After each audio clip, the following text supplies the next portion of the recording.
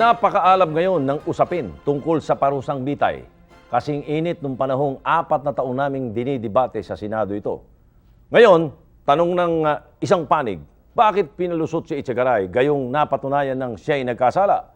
Ang sagot naman ng kabila, bakit hindi? Gayong hindi maikakaila, may mga taong muntik ng mabitay bago napatunayan ang kanilang kawalang kasalanan.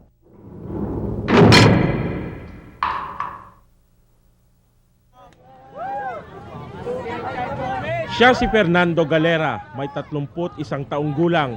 Pagtitinda ng isda ang hanap buhay niya dito sa Manggahan Market, Commonwealth, Quezon City. Ito ang talagang trabaho niya noon bago pa man masangkot sa isang kasong naglagay sa kanyang pangalan sa kasaysayan ng hustisya sa bansa. Marahil, iilan na lamang ang nakakakilala sa kanya o kundi man nabura na sa alaala ng marami kung sino si Galera. Muli kong ipapakilala sa inyo kung sino si Fernando Galera. Ikalabing-4 ng Abril taong 1994 nang hatulan ng kamatayan sa sala ni Yumaong Justice Maximiano Asuncion si Galera sa kasong robbery with rape. Si Galera ang maituturing na kauna-unahang nahatulan ng kamatayan nang muling ibalik ng Kongreso ang death penalty. Makalipas ang 3 taon, binaliktad ng Korte Suprema ang hatol kay Galera. 14-0 ang desisyon. Ibig sabihin, walang sinuman ang naniwalang ganap na may sala si Galera sa mga bumoto sa kanya sa Korte Suprema. Walang pagsidla noon ng tuwa, hindi lamang si Galera, kundi pati na ang kanyang asawa. Yun nung narinig ko yun, hindi ako pa rin makapaniwala. Nung talagang inano na nila na pinakita na kami, talagang nagsisigaw ako doon at nagtatatalon na. Asawa ko yun, sabi ko talagang makalaya na pala yung asawa ko, sabi ko gano'n. Unang-una, wala akong kasalanan. Nararamdaman ko talaga na malinis yung konsensya ko. Mapanatag talaga ako na nandun sa loob ng kulungan. At lagi akong humihingi sa Diyos ng tulong. 2 taon ang nakalipas sa pool na makalaya si Galera. Muli namin siyang binalikan. Kinamusta ang kanyang kalagayan? Talagang masakit sa kalooban ko noon yung naano ko talaga noon. Nung nandun ako sa loob. Masakit sa loob ko talaga yung kung hindi ko matanggap yung hatol sa akin noon. Ayon pa kay Doy, ito ang tawag sa kanya ng kanyang mga kaibigan. Noong una lang siya natuwa nang pawalang sala siya ng hukuman. Pero matapos siyang gumugol ng 3 taon sa loob ng bilangguan, sa kasalanang hindi naman niya ginawa, panghihinayang at galit ang naghari sa kanyang puso. 3 taon ang inagaw sa kanya na sana'y nailaan na lamang niya sa kanyang pamilya. Mga panahong ipinagkait sa kanya ng maling hatol ng mababang hukuman. Dumating yung puntong nawawalan ka na rin ng pag-asa? Oo, ganun nga yung ano ko noon. Dahil siyempre wala na ako sa ano noon eh. Sa sarili nung masentensya na ko. Talagang iba na yung kwan ko noon.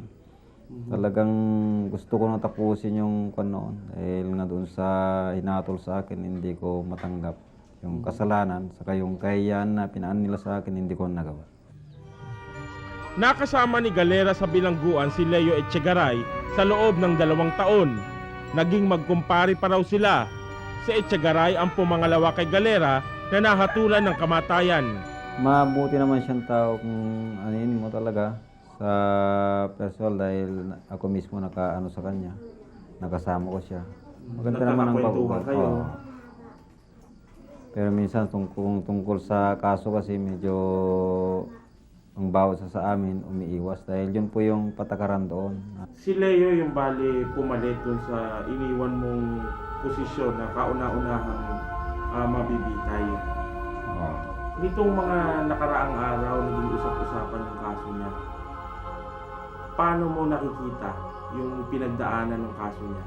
Ano yung opinion mo? Ano yung nadama mo nung Lunes na hindi natuloy yung pagbitay sa kanya? Ang naano ko kay Echegaray nung Lunes, minsan talagang para sa akin, nalulungkutin ako noong Lunes dahil sabi ko, mamamatay na siya.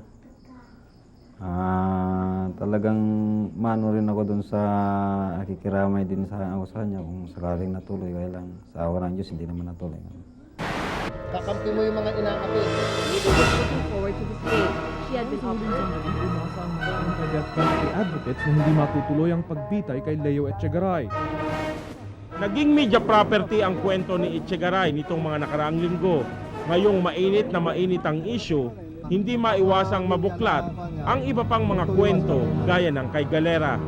May sinasabi doon na magpakawala ka na ng 10 bilanggong totoong may kasalanan kaysa magkulong ka ng isang tao na wala namang kasalanan. Oh, totoo yan. Napakasakit talaga yung yung ikulong mo yung tao na walang kasalanan.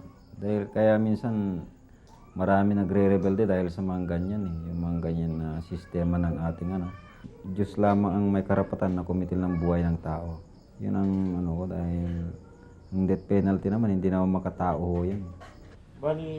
Gayon din ang mga naghihilom ng sugat ay muling nanariwa dahil sa issue ni Echegaray. Masakit talagang halos wala kang iharap sa tao. Takot ka makiharap.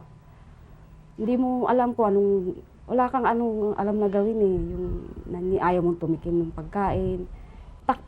Galit ka sa lahat ng tao. Niisip mo ba't ikaw pa nagaganyan? Si Mariel ang nagsampa ng reklamong panggagahasa laban kay Galera na binaligtad ng Korte Suprema.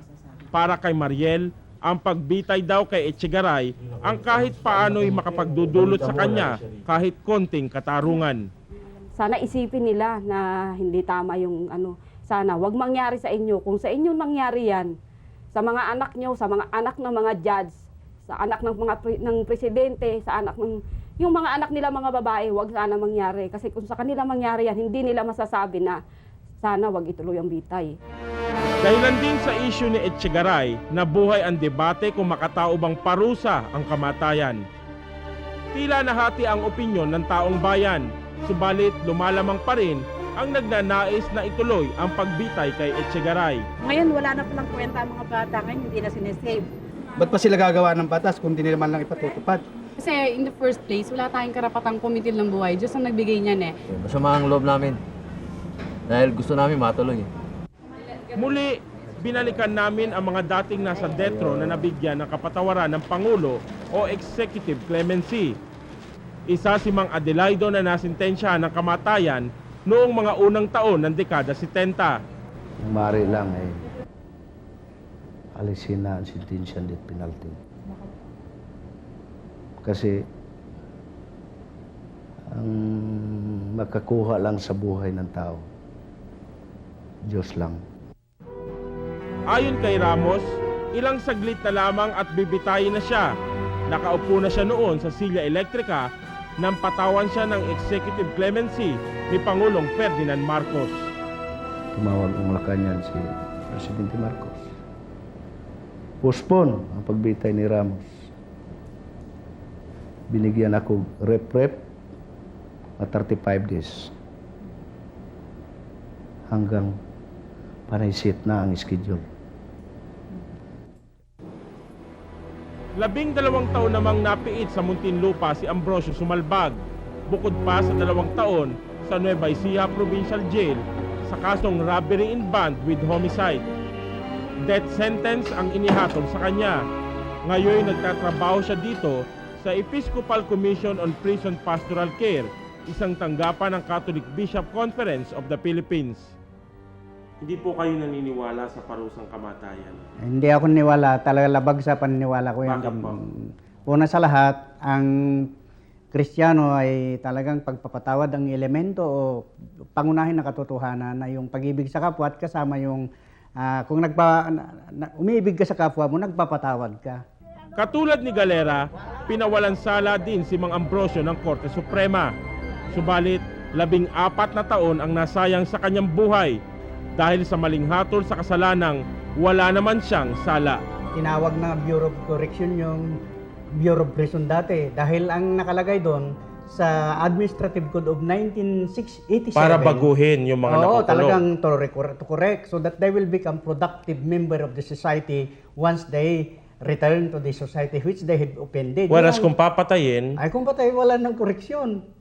nawawalan ng kahulugan yung ibig sabihin ng correctional. Yes, sayang yung effort natin na talagang ang tendency sa gobyerno o nationwide o worldwide ay talagang restorative justice ang ibig nila sabihin, to restore the dignity of the person kung nawala na. Kung kailan matatapos ang paghihintay sa bitay ni Leo Echegaray sa pagbabalik ng Brigada 7.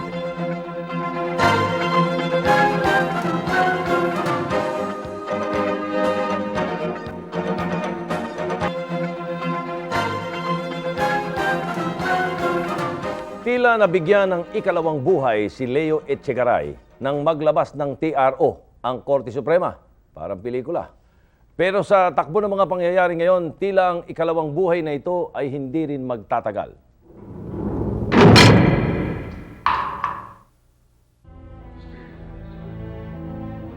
Matagal na panahon ang iniukol ng Kongreso sa muling pagsasabatas ng parusang kamatayan.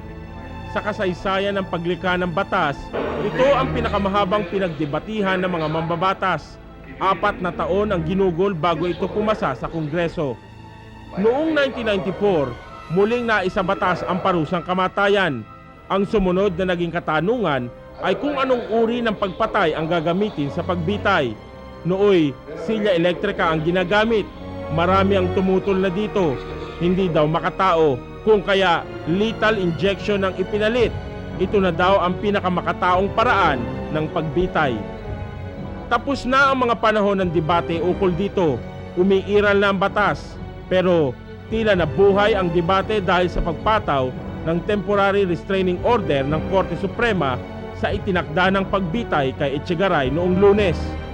Ipinagpaliban ng Korte Suprema hanggang June 15 ang pagbitay kay Echegaray. At kung sa loob ng panahong ito, babaguhin o aalisin ang batas sa death penalty, saka pa lamang mababago ang kapalaran ni Echegaray. Kakaroon ng retroactive application yung batas na yon. Big sabihin, magiging kapaki-pakinabang doon sa mga sumusunod kay Echegaray kung sakaling ma-redefine o matanggal itong death penalty?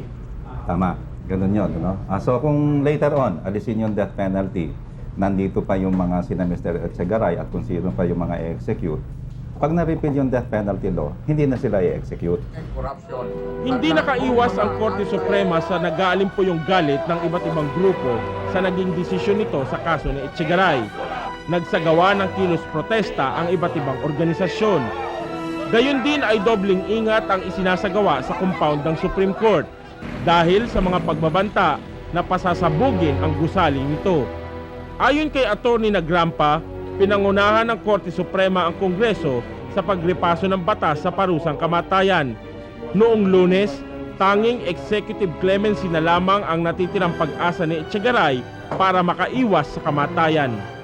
Ideally po ba dapat noong Lunes ipinatupad na ito at dadating yung panahon na Congress ang magsasabi na kung dapat na ma-amyenda itong death penalty?